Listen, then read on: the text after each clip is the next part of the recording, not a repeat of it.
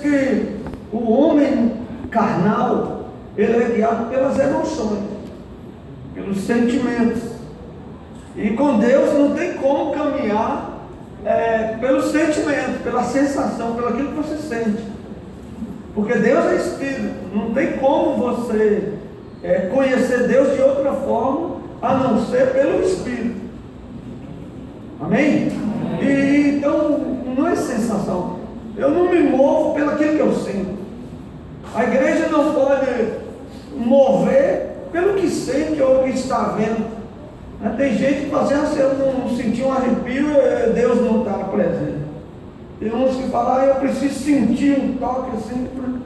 Mas a Bíblia ensina diferente, que é pela fé e não pela vista. Não é pelo que nós sentimos, não é pelo aquilo que nós estamos vendo. Talvez os seus olhos físicos estão fazendo uma leitura totalmente diferente da leitura no espiritual. Então o homem almático, o homem carnal, obrigado. Então o homem carnal, o homem almático, ele é guiado pela sensação, pelo aquilo que ele está sentindo, pelo aquilo que ele está vendo. Ele é movido pelo aquilo que ele está precisando até às vezes. E o homem almático, o homem carnal, quem controla ele é a carne. Então o pecado domina ele não consegue dominar o pecado, então ele é dominado. Ele não consegue dominar, ele é dominado. É um homem almático, guiado pela emoção. E o homem natural é fácil de você entender. O homem natural é aquele que ainda não aceitou Jesus, é aquele que ainda não teve um encontro com o Senhor. Então, por ele não ter tido um encontro com o Senhor, ele é uma pessoa natural. A vida dele é uma vida natural, é uma vida de nasceu, cresceu e morreu. E o homem natural pensa que ele nasceu, cresceu e morreu, acabou tudo ali. É o homem natural. É um homem que ainda não teve um encontro com Jesus. E o homem espiritual? O homem espiritual é mesmo. O homem espiritual, meu irmão, é um homem totalmente diferente de tudo. O homem espiritual, doutor Antônio, é um homem, doutor Antônio, que ele anda no sobrenatural. Ele está acima do natural. Ele está acima das crises, dos problemas, das dificuldades. Ele vive numa outra dimensão que o homem natural não entende, acha que é loucura. O homem carnal até, entre aspas, entende. Mas, porém, o homem carnal não consegue. Porque para viver um mundo espiritual, para você viver uma vida espiritual, tem que ter um preço para pagar. E esse preço é renúncia. E o homem carnal não quer renunciar. Mas para ser espiritual, você tem que renunciar. Não tem como, varão, ser um homem espiritual se não tiver renúncia. O cristianismo, a proposta de Jesus foi justamente isso. O cristianismo é um alto poder de renúncia. Quem não está disposto, cara, recebe esse profeta que está lá na porta. Então o homem natural, ele não entende essas coisas. O homem carnal, ele até entende, mas ele não consegue, porque ele é carnal.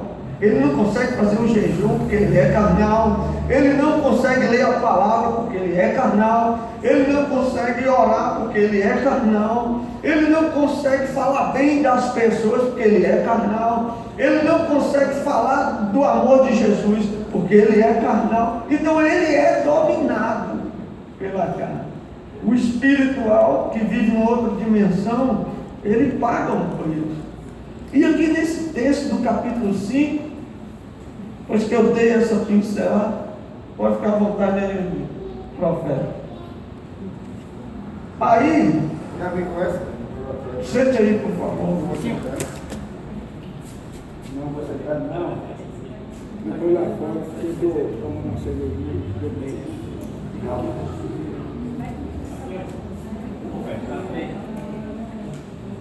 Presta aqui, fica aqui comigo. Aí, o que acontece com o homem espiritual? O homem espiritual, ele vive numa outra do almático e do natural. E aqui nesse texto de Naamã, da cura de Naamã, você vai ver isso. Você vai ver um homem natural, você vai ver um homem carnal e você vai ver um homem sobrenatural. Amém? Vocês estão comigo aqui? Amém. Não fica sonso não, desensonsa. Entra aí, abre aí no capítulo 5 de Reis e vamos entrar comigo aqui. Eu quero ler, eu sei que muitos conhecem a história e tal, mas eu vou ler para dar uma oportunidade àqueles que não conhecem a história, poder entrar comigo, dar uma mergulhada na palavra, tá bom? Diz assim: Naamã, comandante do exército do rei da Síria, era grande homem diante do Senhor. Baixa a cabeça, fecha os olhos um pouquinho. Pode.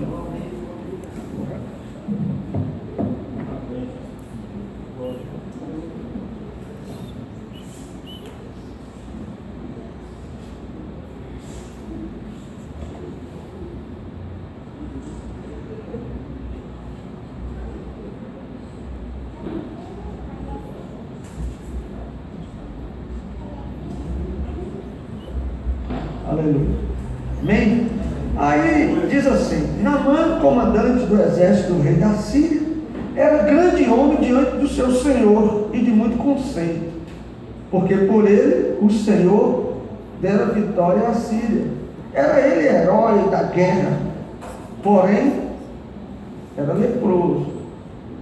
Aí diz o versículo 2: saíram tropas da Síria e da terra de Israel, levaram cativo uma menina, uma adolescente, que ficou ao serviço da mulher de Naamã. Ela foi presa cativa e ficou trabalhando na casa de Naamã, a serviço da mulher de Naamã. A versículo 3, olha a importância dessa adolescente. Adolescente, viu as meninas? Adolescente essa menina. Aí o versículo 3 diz: disse ela à sua senhora: tomara o meu senhor estivesse diante do profeta que está em Samaria, ele o restauraria da sua lepra.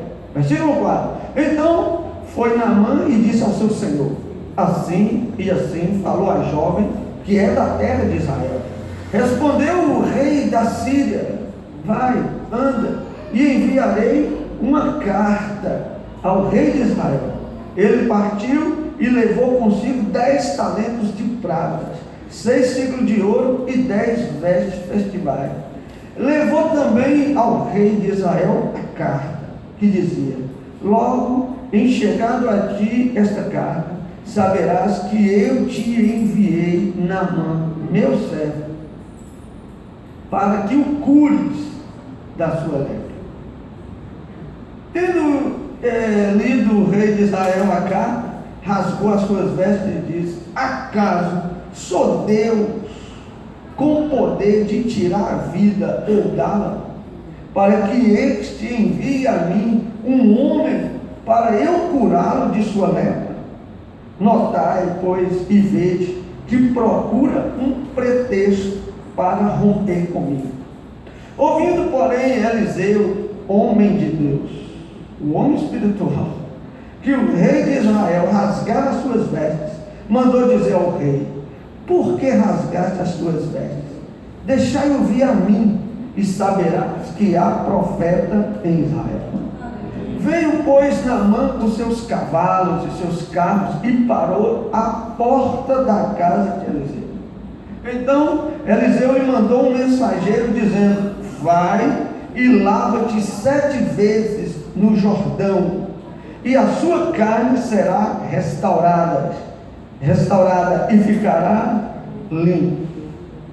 Versículo 11: Naamã, porém, muito se indignou e se foi, dizendo: pensava eu que ele sairia a ter comigo, ou seria de pé, invocaria o nome do Senhor, seu Deus, moveria a mão sobre o lugar da lepra e restauraria o leproso.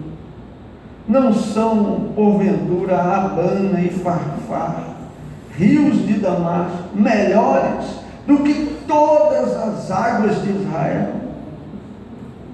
Não poderia eu lavar-me neles e ficar limpo? E voltou-se e se foi com indignação. Então se chegaram a ele os seus oficiais e disseram: meu pai, se te houvesse dito o profeta alguma coisa difícil, acaso não a faria? Quanto mais, já que apenas te diz: lava-te e ficarás limpo. Então desceu e mergulhou no Jordão 7 vezes, consoante a palavra do homem de Deus, e a sua carne se tornou como a carne de uma criança, e ficou limpa. Voltou ao homem de Deus, e ele e toda a sua comitiva veio, pôs-se diante dele e disse: eis que agora reconheço em que a terra não há Deus, que em toda a terra não há Deus, senão em Israel. Agora, pois, te peço, aceites um presente do teu servo. Porém ele diz: tão certo como vive o Senhor, em cuja presença eu estou, não aceitarei. Estou com ele para que eu aceitasse, mas ele recusou. Disse Naamã: se não queres, peço-te que ao teu servo seja dado levar uma carga de terra de 2 mulos, porque nunca mais oferecerá este teu servo holocausto em sacrifício a outros deuses, senão ao Senhor. Nisto perdoe o Senhor a teu servo, quando o meu Senhor entra na casa de Rimon para ali adorar, e ele se encosta na minha mão, e eu também me entendo curvar na casa de Rimon, quando assim me prostrar na casa de Rimon. Nisto perdoe o Senhor a teu servo. Disse-lhe Eliseu: vai em paz. Quando Naamã já se tinha afastado cerca de certa distância, olha só, Geazi, o moço, discípulo de Eliseu, homem de Deus, disse consigo, ou pensou, ele pensou: eis que meu Senhor impediu a este Ciro Naamã que da sua mão se lhe desse alguma coisa do que trazia. Porém, tão certo como vive o Senhor, hei de correr atrás dele e receberei dele alguma coisa.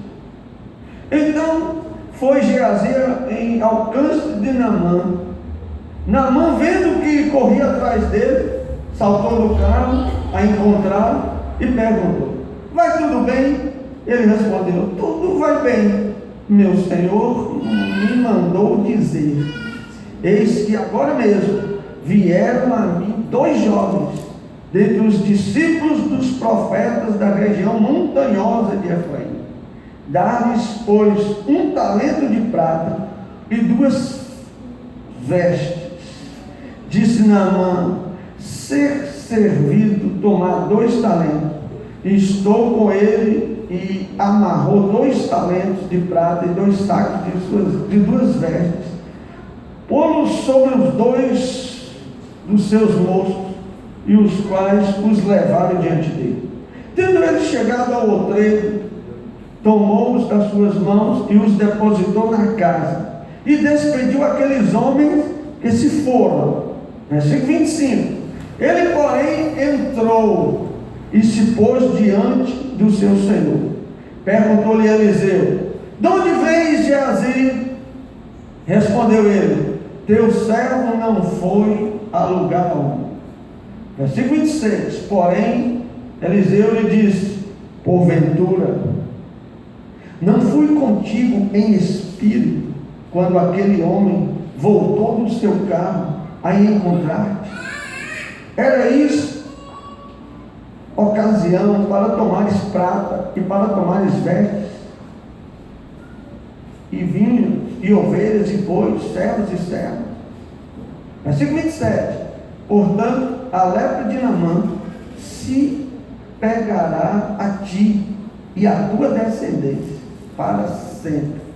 Então saiu de diante dele leproso, branco como a neve. Tudo bem? Amém. Esse texto é um texto que ilustra bastante essa questão do homem espiritual, do homem almático e do homem carnal. você vê que é uma história que fala de uma cura.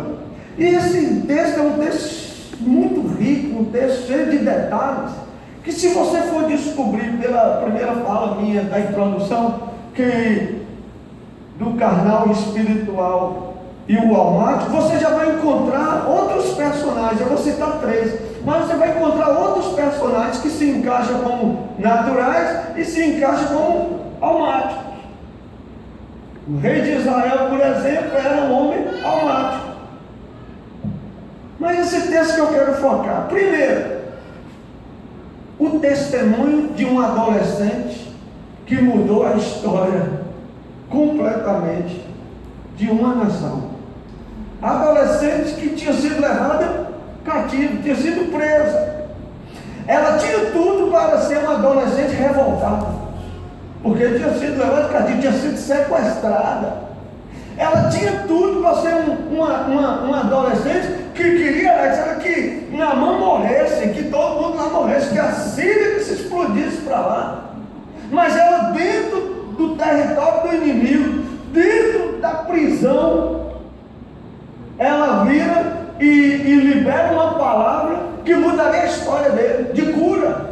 O testemunho dessa adolescente, viu, Ana Clara? Ana Clara, o testemunho dessa menina foi extraordinário. Adolescente, não era uma senhora, era uma adolescente, uma menina. Diz os historiadores que ela não tinha nem 15 anos de idade. Uma menina, mas ela firme no testemunho. Aí o que acontece? A primeira coisa, entra em cena um homem natural. Quem era o homem natural? Naamã. Naamã conhecia Deus? Não. Naamã adorava outro Deus. Naamã invocava um Deus Rimon, que era o Deus da Síria, que era uma entidade. Ele adorava esse Deus. Então ele era um homem natural, porque ainda não tinha tido um encontro com o Senhor. Então, por ser um homem natural, tudo era esquisito. A palavra de Deus diz que o homem natural não entende as coisas do Espírito, porque são loucura. A mensagem da cruz para o homem natural é loucura. O homem natural não entende uma pessoa ficar o dia inteiro sem comer, consagrando a vida a Deus. O homem natural não entende uma pessoa passar a noite inteira orando.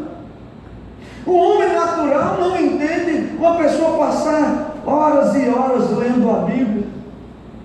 O homem natural não entende uma pessoa visitando os hospitais, indo nas casas, orando pelos enfermos. O homem natural acha isso uma loucura. O homem natural acha loucura alguém pregar numa praça pública.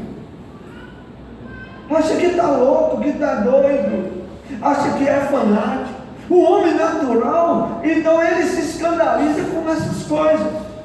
Mas o homem natural, que vive no natural, você viu aqui Naamã, quando Naamã entra naquela situação, que vai até o profeta, e lá estava o profeta, que era um homem espiritual. Quando Naamã chegou até o Eliseu, o que ele esperou? Que Eliseu saísse da casa e o bajulasse.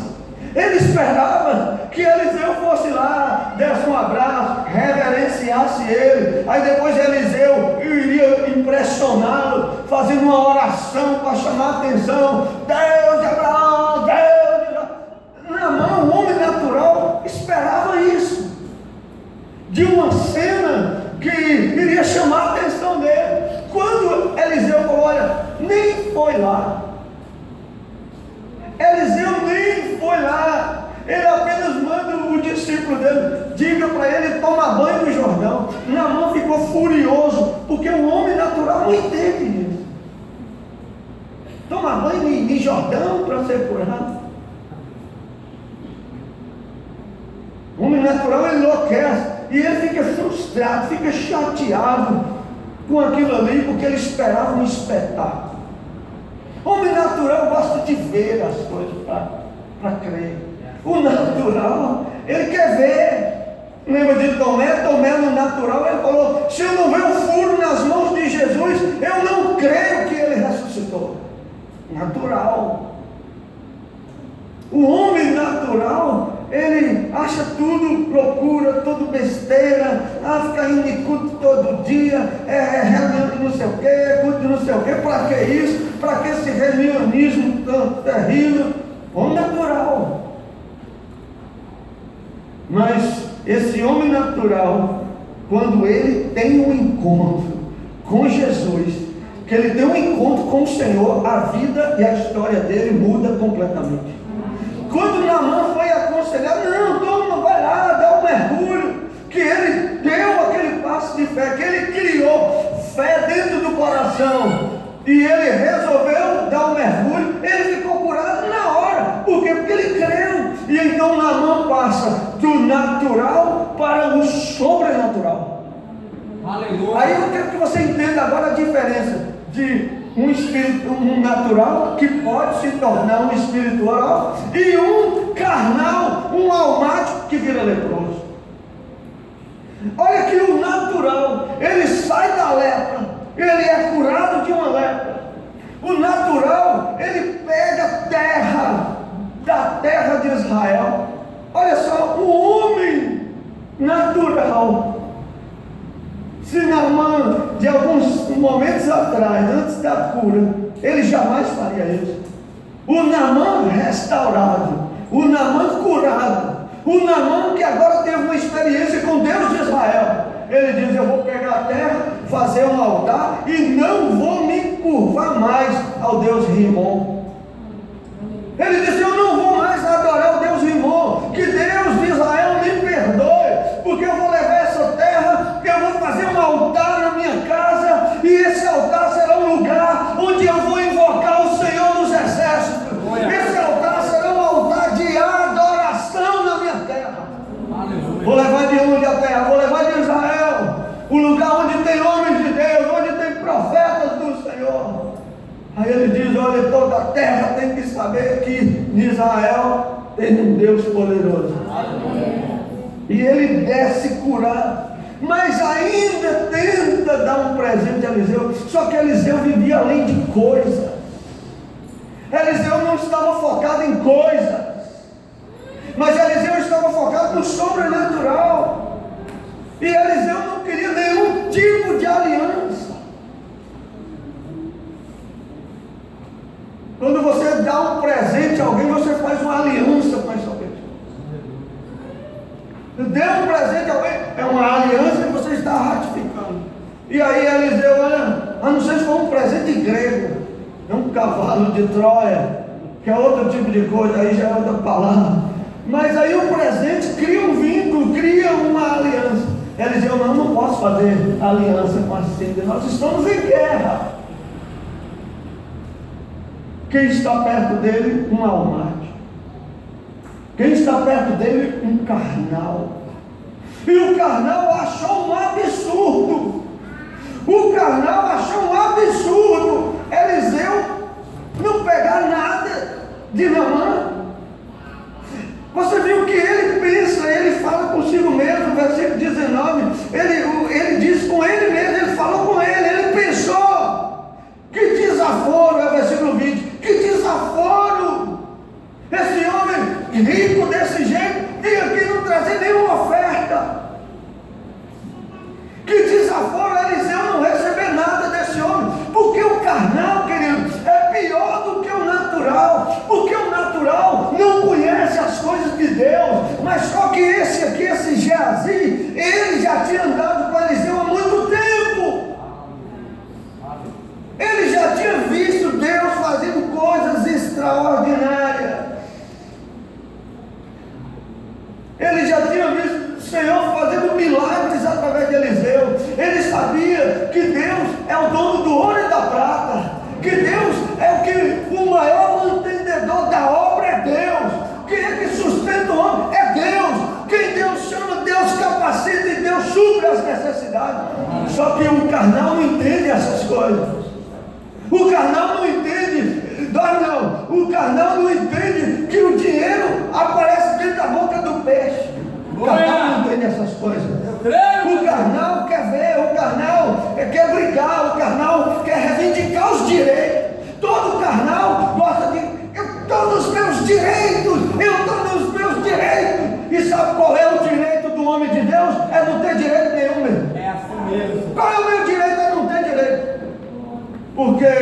sua justiça é Deus. Quem governa a sua vida é Deus. Quem está no controle é Deus. Quem me justifica é Deus. Amém. Mas o carnal gosta de querer aprovar, tem que provar. O carnal, não, que aí tem que aprovar, pisou no meu pé. O carnal gosta de contenda, carnal gosta de briga, de confusão, carnal gosta de bate-boca, de porfia. A Bíblia chama de porfia. Todo carnal gosta de bate-boca, É assim mesmo. de ficar debatendo. E ele era assim, não, desaforo, eu vou ter que ir lá, eu vou ter que ir lá. Imagine se Naamã falasse assim com ele: não, Eliseu falou que não era para dar nada não. Era perigoso ele brigar, fazer confusão. O carnal é assim. Gosta de coisas. Carnal gosta de coisas. Geazi ficou furioso quando ele viu que o homem espiritual é outra história.